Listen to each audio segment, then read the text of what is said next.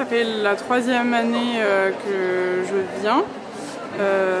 Et du coup, à chaque fois, c'est un enrichissement de par tous les ateliers et toutes les conférences qui sont proposées voilà, à chaque fois.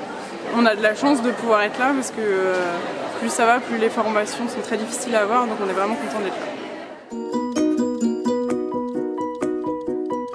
Déjà, beaucoup d'échanges avec d'autres professionnels de plusieurs milieux, donc ça permet vraiment de voir ce qui est fait dans d'autres services ou même à l'extérieur de l'hôpital et de s'enrichir un petit peu des expériences diverses et variées. Il y a des professionnels aussi qui des fois ont plus d'expérience dans certains autres domaines, donc du coup ça nous permet de nous remettre en question et puis après d'apporter après dans le service des nouvelles choses, des nouveaux projets.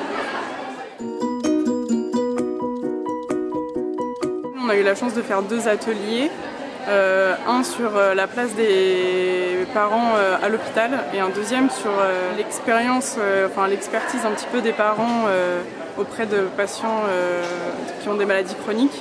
Et du coup on se rend compte qu'il y a des problématiques similaires, notamment le fait que les parents des fois deviennent eux-mêmes soignants du fait de la maladie de leur enfant. Et donc du coup ça revient énormément et au final, que ce soit un atelier ou un autre, il y a des problématiques comme ça qui reviennent et peut-être que ça sera l'occasion de faire des ateliers spécifiquement sur ça plus tard. Généralement, après des formations comme ça, on fait voilà, un rapport, que ce soit écrit ou même oral à nos collègues, ce qui permet au moins de faire des groupes de travail et puis après de mettre des choses en place. Plein de projets et puis voilà qu'on arrive à donner encore de nous très longtemps, que ce soit aux familles et aux enfants, et de pouvoir tous ensemble promouvoir justement le bien-être des enfants.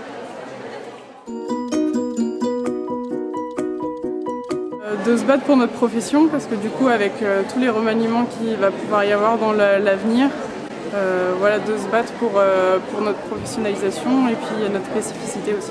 Après, nous on fait notre travail avec amour et même si on n'a pas de reconnaissance, malgré tout ce qui se passe autour, au moins ça on le garde.